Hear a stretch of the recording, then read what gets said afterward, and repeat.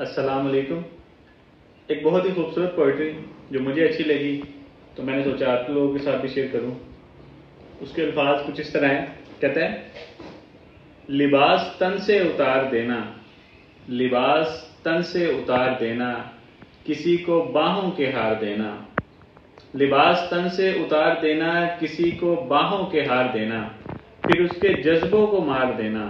अगर मोहब्बत यही है जाना तो माफ करना मुझे नहीं है। गुनाह करने की सोच लेना, हसीन परियां दबोच लेना।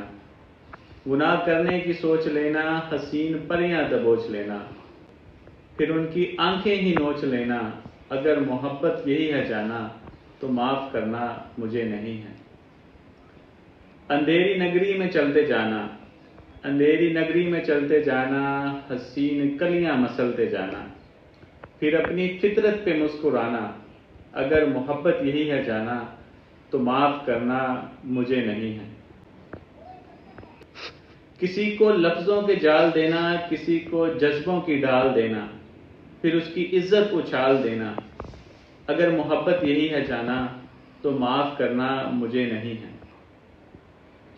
आखिरी मिसरा है, कहता है, सजा रहा है हर एक दीवाना, सजा रहा है हर एक दीवाना, ख्याले हुस्नो जमाल जाना।